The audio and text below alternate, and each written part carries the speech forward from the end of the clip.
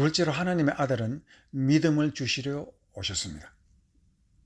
이제 앞에서 사람이 정직하지 못하면 의롭지 못하고 구원을 얻지 못한다고 했습니다. 그렇다면 정직하려면 어떻게 해야겠습니까?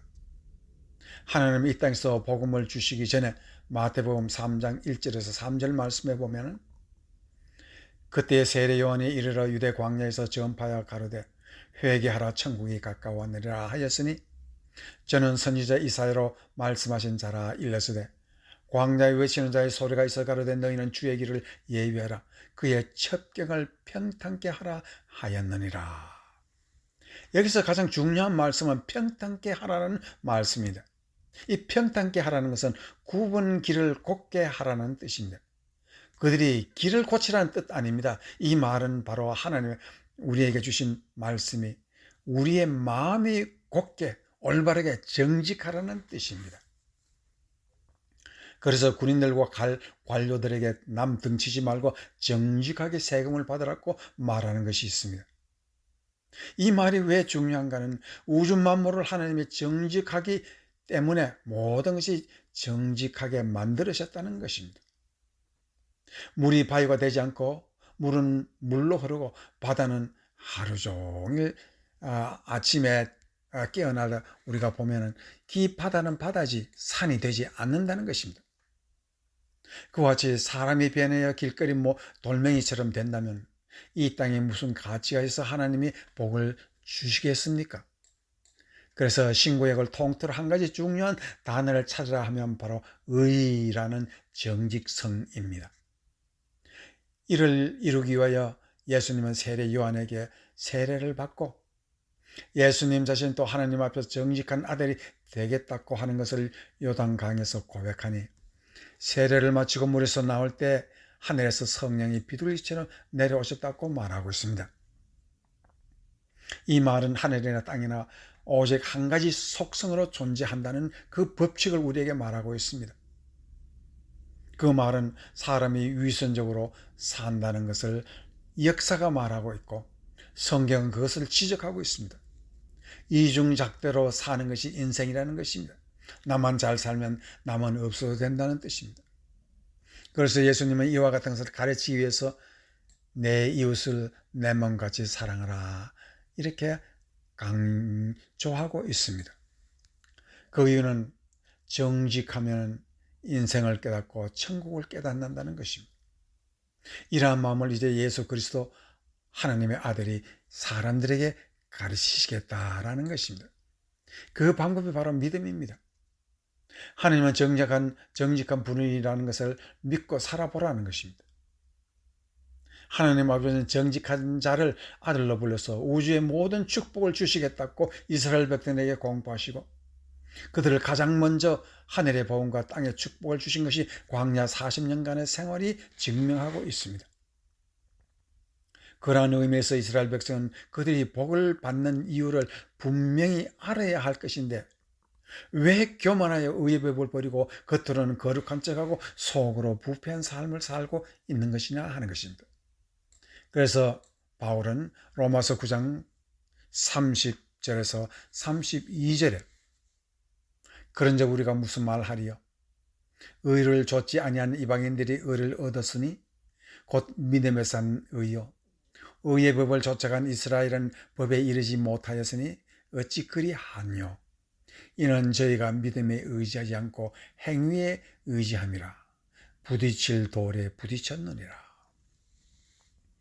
예수님의 유대인들을 향하여 통곡하시는 이유와 바울이 이스라엘 백성을 향하여 애타하는 말은 한 가지 같은 뜻입니다. 사람이 정직하여 의에 이르는 길은 오직 믿음뿐이라는 것입니다. 유대인들은 행위로 의에 이르겠다고 하다가 실패했고 이방인들은 믿음을 따라가니 의에 이르렀다는 말입니다. 유대인들은 남에게 보이려고 겉으로 행위를 잘하는 것 같지만 하나님의 마음을 보시기 때문에 의에 이르지 못한다고 말하고 있습니다. 그러나 이방인들은 예수 그리스도의 보혈을 믿어 마음으로 정직함을 배우니 금세 믿음으로 의에 이르게 되었다는 사실입니다. 이러한 연유로 모든 면의 유대인들보다 나중에 시작과 뒤처진 백성들이 믿음으로 하나님의 아들이 되는 길을 얻은 것입니다. 그리고 바로는 세상이 어두울 때 정직한 한 사람의 말이 세상에 빛이 된다는 것도 하나님은 정직한 자의 아버지이기 때문이라고 말하고 있습니다. 그래서 예수 그리스도는 사람이지만 하나님의 아들이라고 당당하게 말씀하고 계시는 것입니다. 시편 119편 7절. 내가 주의 의로운 판단을 배울 때는 정직한 마음으로 주께 감사하리이다. 이 시편에서 작자가 말하는 것은 의로운 판단을 배울 때라는 말은 의인은 말씀이라는 판단을 배운다는 것이고, 의인은 홀로 깨치는 것이 아니라 그 깊이와 높이와 넓이가 너무 크고 방대하기 때문에 배워야 한다는 것입니다. 성령을 통해서. 그리고 그 의를 다 배우는 그 열매로 나타나는 것이 정직한 마음이라는 것입니다. 즉 의의 마음이란 정직한 것을 말하고 있습니다. 그리고 천국을 의의 나라라 말한 것도 하나님과 천사들이 정직하다는 것입니다. 그래서 예수님은 너희가 어린아이 같지 않으면 천국에 들어가지 못하리라고 하십니다. 어린아이라는 뜻은 겸손하다는 뜻이 아니라 철 모른다는 뜻입니다. 이 말은 거짓을 모르고 철이 들지 않고 눈치 배우지 아니하고 있는 그대로를 말하고 거짓이 없고 모순이 없다는 것을 말하고 있습니다. 천국은 거짓을 모르는 자들의 것이라는 예수님의 말씀입니다. 그래서 요한복음 16장 7절에서 11절 말씀에 그러나 내가 너에게 실상을 말하노니 내가 떠나는 것이 너에게 유익이라. 내가 떠나지 않으면 보혜사가 너희에게 오시지 아니할 것이요 가면 내가 그를 너희에게 보내니 그가 와서 죄에 대하여 의에 대하여 심판에 대하여 세상을 책망하시리니 죄에 대하여라 하면 그들이 나를 믿지 아니하며 의에 대하여라 하면 내가 아버지께 가니 너희가 다시 나를 보지 못하며 심판에 대하여라 하면 이 세상의 임금이 심판을 받았습니다 라고 말을 하고 있습니다. 성령이 오시면 세 가지 일을 집중적으로 행하신다고 합니다. 하나가 죄에 대해서 책망이라는 말은 보통 사람들은 죄가 없는 줄 알고 살고 있습니다. 남들도 다 그렇게 사는데 내가 무슨 죄인이냐 말하고 있습니다. 그런데 성령은 의를 가르치면서 인생이 얼마나 정직하지 못하고 모순적인 삶을 살았는지 보이기 시작하는 것입니다. 특별히 의에 대하여 가르칠 때에 내가 아버지께로 가니 너희가 다시 나를 보지 못하미요라고 하시는데 이 말은 세상에서 정말 정직한 분은 예수밖에 없다는 말입니다. 즉 예수 앞에서 정직한 사람은 아무도 없기에 그러한 사람을 보지 못하는 것이 의를 잃는 세상이라는 뜻이고, 그래서 죄와 의와 심판이라는 이 세 가지는 하나에 일치되는 바로 의라는 정직 속에 뿌리박고 있습니다. 사람이 정녕 능력이 있다면 물질이나 지식이나 가정이나 돈이 아니라 마음의 정직성이 얼마나 있느냐에 따라서 그 사람이 능력이 있다 없다라고 하나님은 말하고 있는 것입니다. 그래서 의의 능력이란 바로 정직한 마음입니다. 이러한 마음을 하나님은 찾고 계시고 축복하고자 계십니다.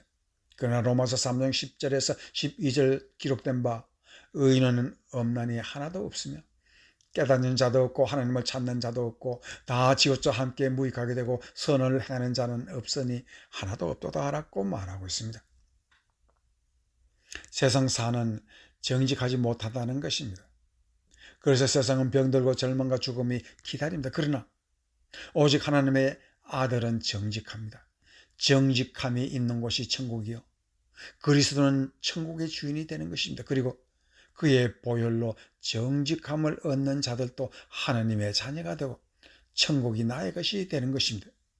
이러한 복을 받는 여러분이 되시기를 주의 이름으로 축원합니다. 아멘.